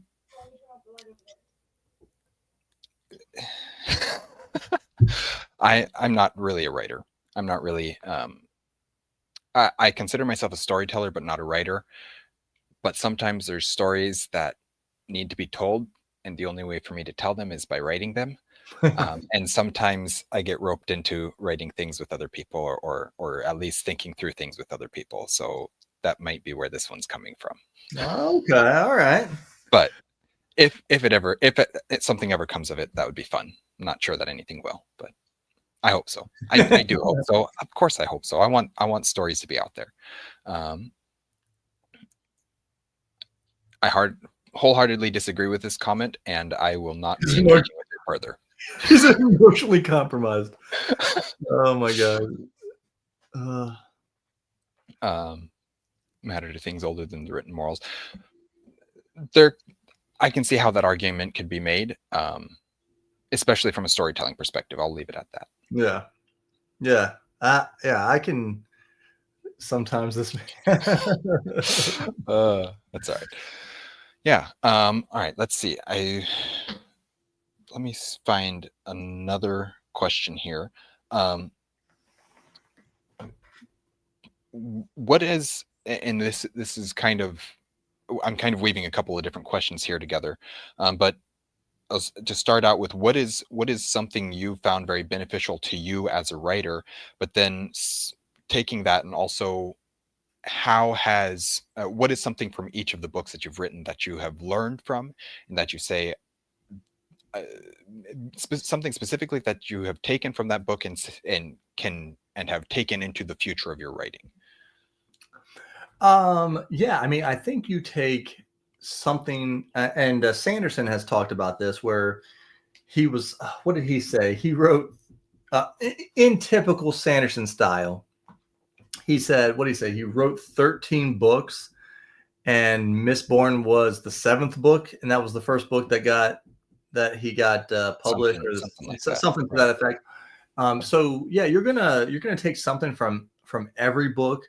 And from Vampire, I just learned how to actually write. Mm-hmm. I was, especially my editor, I have the same editor, and yeah, she's like, thank God you learned how to write properly, because and if we're being honest, like, I hadn't written a story, a full, any kind of like cohesive story in probably 17 years before I got back into these. So my grammar, everything was hot garbage for that first book. So that's what I took from it. By the time I got to the end of Vampire, I was like, okay, I remember how to semi-write legibly. People can actually look at these and it's like, okay, there's something cohesive about it. And then when I went, into Gunslinger, I learned, that, being consistent as a writer was the most important thing. I set a goal that I was going to write every single day, no matter what, no matter how little, how much. I was going to try and get to 1,000. That was my goal, and I end up getting really close to that. But I was going to write every day, and so from the second book, it was the writing it was that kind of another layer of being consistent and actually getting writing out. Yeah. And then when I got into God War, that's when my actual creative writing, I think, really started getting better, because it had to. Like, I was writing a sequel, and this, like, I've heard so many people from JCM Byrne, AR. A lot of them will talk about the second book, Jitters, where you're like, the second book, it's like everyone's expecting a lot. But I didn't feel that, because Gunslinger was a whole different story. So, right, it's difficult. Yeah. Someone hasn't made it is very, very hard to, like I said, you have to just not do other things, So if you're a big TV watcher at the end of the night, well, got to cut a 30 minutes or an hour out of your TV time, or if you're a podcast person like me, it's like, nope, no more podcasts for a while, you got to, and that's why I always say, it's use your phone. I use Google Docs. I know some people hate Google Docs and they prefer Word, but it's like, it's so easy if you can, at the very least, use a note one. No, don't. Yeah. Please don't. And that's where I'm at right now. Is the reading. I had to stop whenever I get really into my writing mode. Yeah, my reviews come down on my channel.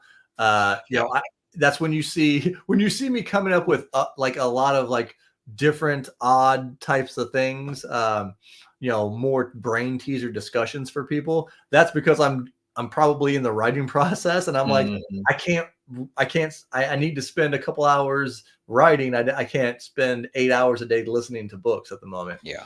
Um, but yeah, like you to like really finish answering your question. It's like, yeah, God War. I had to decide. Okay, where do these characters go? What is this series actually going to be about? That was the big thing, and that's where I felt I was like, oh man, I really hope, because a lot of people really like Vampire, and I was like, I really hope that this does it justice, and I'm starting to feel that again. Yeah. Because I went on to write Legends, and I wrote Dragon, put a lot into Dragon, but now I'm finishing the trilogy. Mhm. And I know some people won't even read a book until if it's a trilogy, until the trilogy is Right. ending. So I know this is going to be a big deal too. Yeah.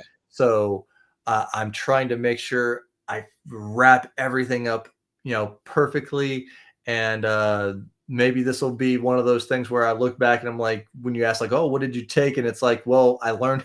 Hopefully, when you finish this book, you're like, oh, he learned how to wrap everything up properly. Mhm. And I remember uh, one of your criticisms for God War was, Joe, can you please give us some time to breathe at the end of the story? Which I have Uh-huh. not, which I have not done for any of my books. Well, Save, yeah. save Legend. It's a little bit different when you're like in a trilogy or something like that, because the ending isn't until the end, isn't until the third book. But I definitely do notice that in a lot of authors, and it's not just you. It's trad published authors and everything in between. And Yeah, I mean, I think it's because I was raised on Tolkien, and yeah, he has 100 pages of wrap up after the end of the yeah, story, and it's important to the story, yeah, and it, whole other discussion. But yeah. I really like some time to breathe, some time to see the new normal, and so Yeah. yeah. Anyways, Yeah, and I'm not gonna say that you influenced me or didn't influence me, but Dragon, there is an epilogue. So I the, the, appreciate that too. there is breathing, and at the end of this book that I'm currently writing, um, I will wrap it up and give everybody time to process what has went on through this whole trilogy. But yeah, that's definitely one thing. When I was, because I watch all your reviews, like tons of your reviews, and especially when you review my stuff, I was like, oh, what did he really think about it? And I think, that was probably the biggest thing that I remember is like, you gotta give us some time to breathe, Joe. It's like, and especially for the first two books, I definitely was like, I'm punching people in the chest at the end of this book. Yeah, that's my whole goal is Mhm. to go, oh, and then kind of end the book so people go, oh Yeah, my gosh.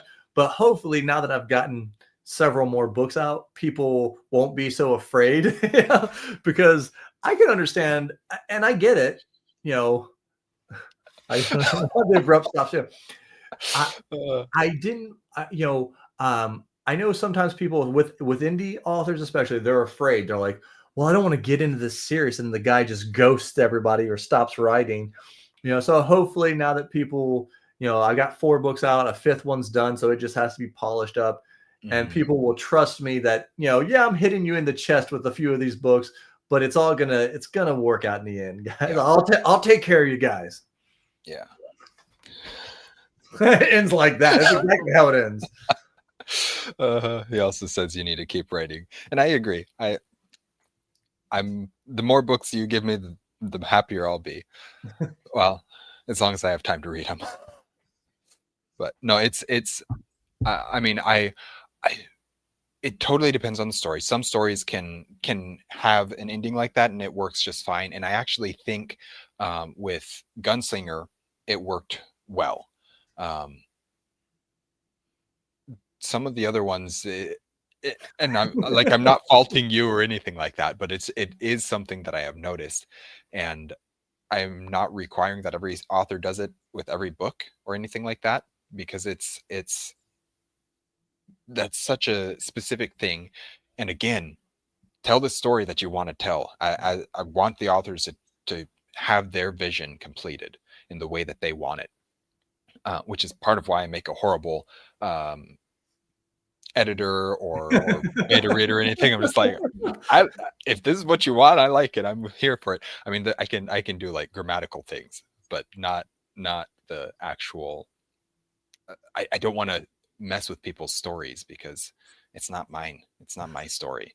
But Well, and that I tend to be that way too, which gets under Nathan's skin here sometimes because especially with video games, there was a certain well, we talked about Mass Effect and the way it ended. Like I wasn't a fan of it, but I was like, you know what? Okay, that's the way you writers wanted to go. I'll I'm not gonna destroy you on it because I'm a writer myself. But yeah, so it's like, I get it. And I ended it that way on purpose.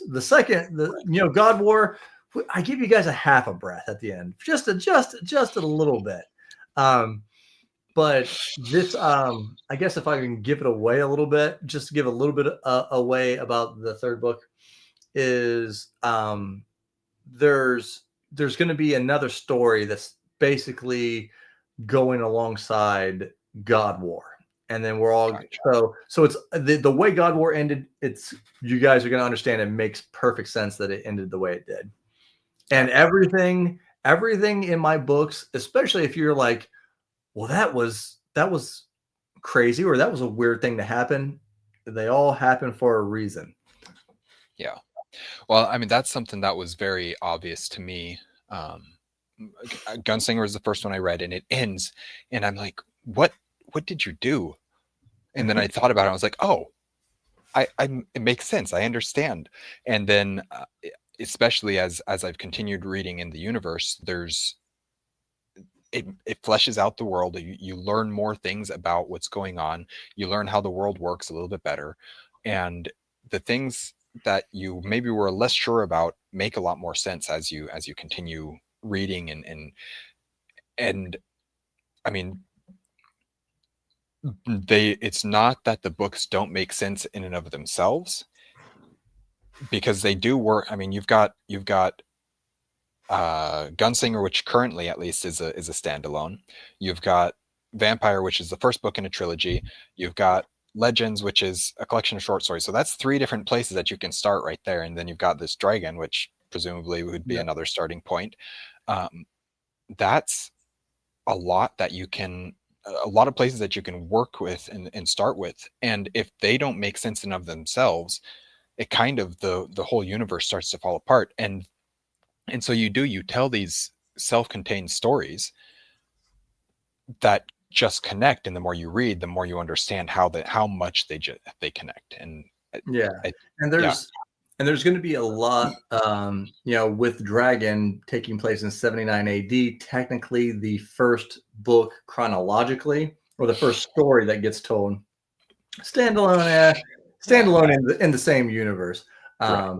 But it's going to answer a lot of questions, like, how did certain pantheons become as strong as they have been in the future books?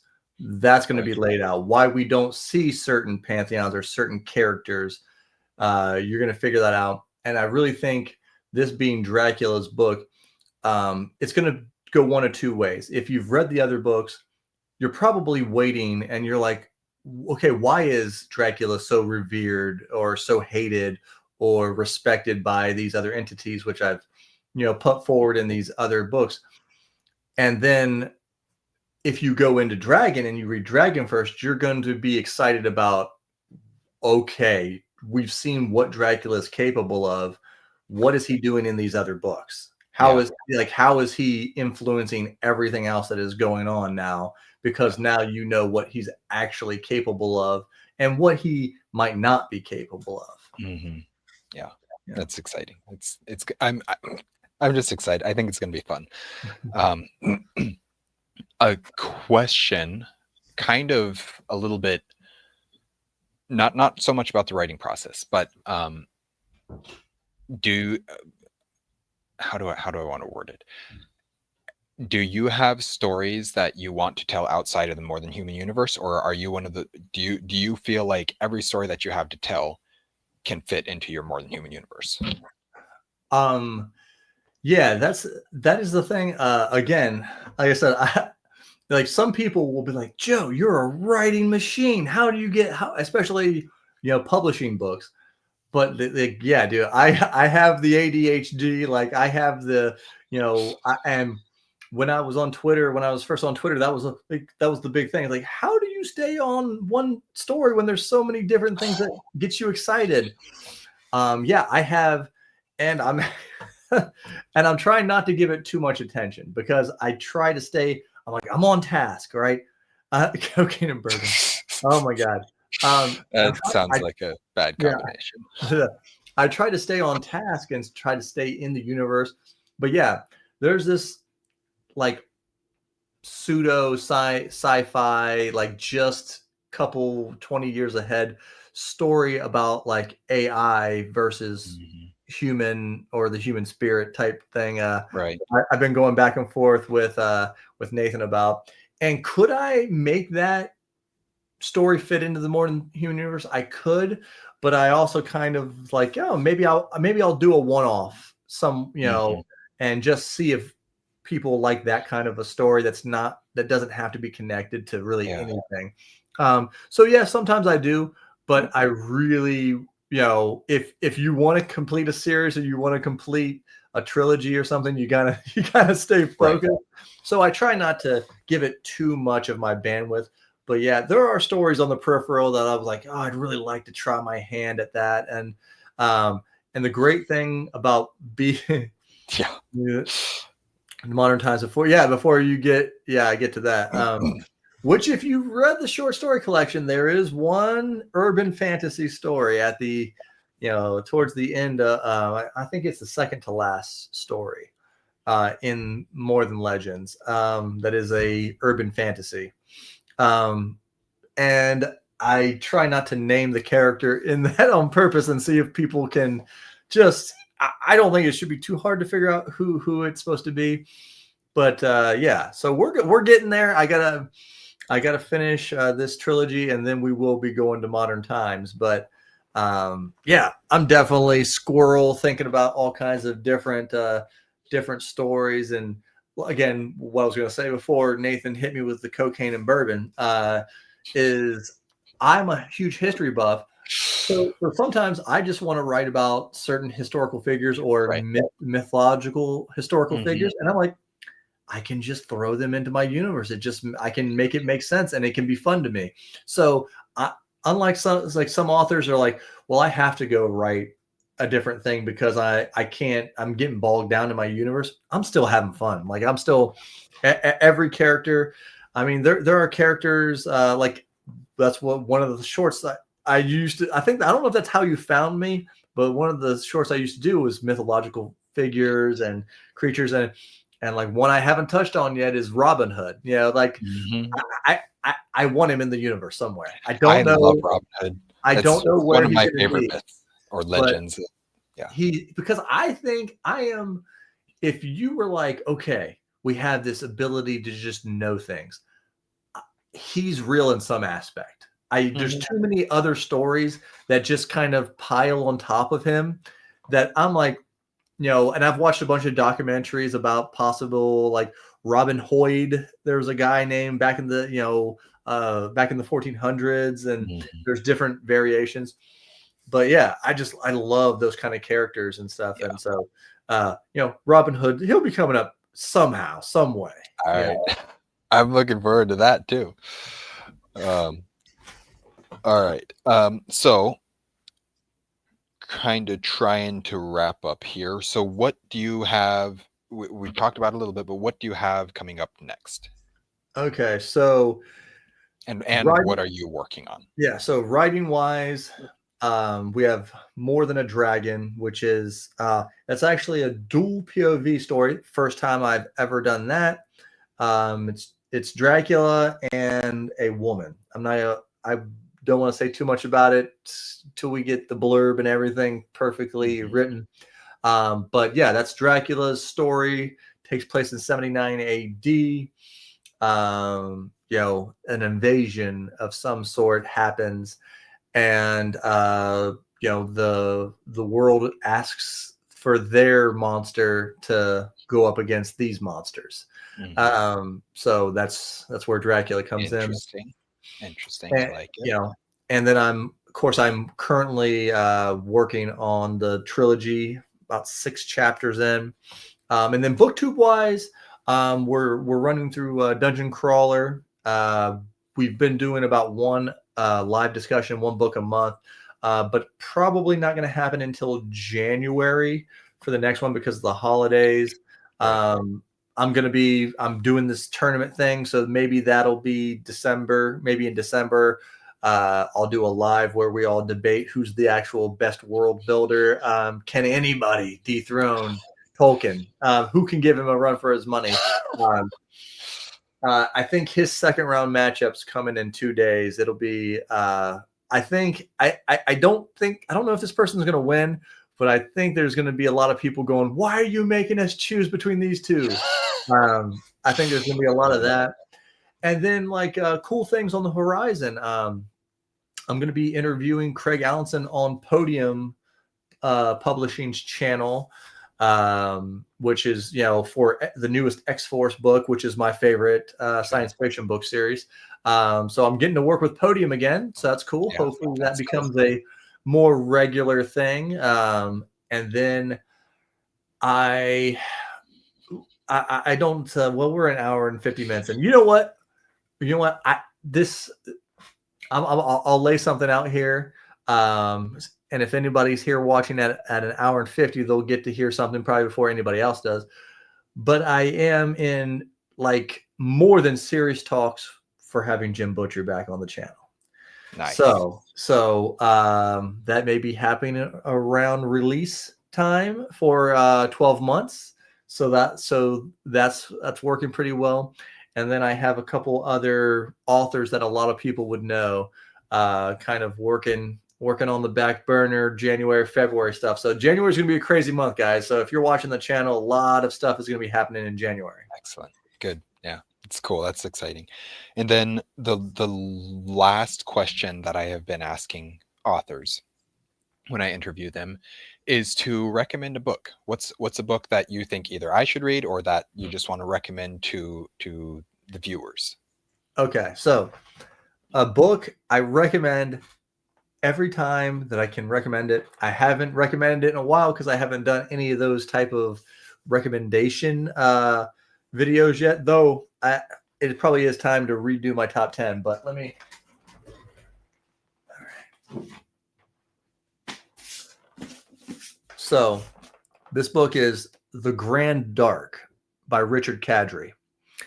Now he's best known for Sandman Slim urban fantasy series.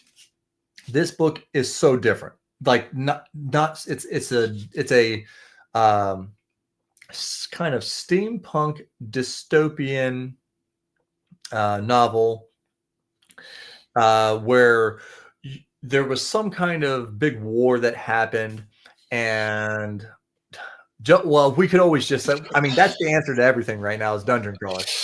But yeah, this book, and Richard said he already had a sequel planned out, but the publisher's like, it needs to sell more. So I keep telling people, if you like dystopian, if you like steampunk / if you like more mechanically driven odd things like chimeras and like weird police things that are kind of steampunky, this is the only book even to today where I, like, some people will say, well, when I finished a book I just wanted it to keep going. Most of the time, even if it's my favorite book of all time, I'm normally ready for them to finish because I want to see what the end is. I'm like, yeah, show it. Oh my God, I'm having so much fun. This book, when I finished it, it's about 500 pages. I just wanted it to keep going. Like, so The Grand Dark, Richard Kadrey, everybody pick it up. Like, if anybody picks up that, I will put this out here. If anybody picks up that book and wants to do a live discussion about it, I will reread it anytime and I will jump on and we can talk about it because it's just a fascinating book that needs a sequel. I am intrigued. I wrote it down and I will definitely, if I can find an audiobook for it, that'll be Yep. something that's the fastest way I can get to books for sure. That's But and that's I the will way definitely that's keep the way looking I to keep normally that do in it my too. I go audiobook. If I really just love the book, I buy it physically, and if I can get my hands on it, I got a lot of autograph stuff just because yeah. I want to support the author more than if I because Mhm. some people are like, well, you just listen to the book. I'm like, yeah, but if I really like it, then I'm buying the physical. They're getting double money, because I'm trying to Mhm. support it Right. as much as possible. Yeah. Cool. Well, thank you very much, and thank you for coming on. Do you have any last minute anything that you would like to say? No, just everybody, if you haven't already, if you're over here because you watch me or you got caught up in the algorithm, subscribe to Tony's channel. He is my, I don't know about what people want to say in booktube generally, but Tony is my Arthurian guy. So if I need to know something about an Arthurian book, this is where I go. Dragons, Tolkien. Tony, you do a reread of all of Lord of the Rings every year, or at least I know you do The Yeah. Hobbit every year. Yep.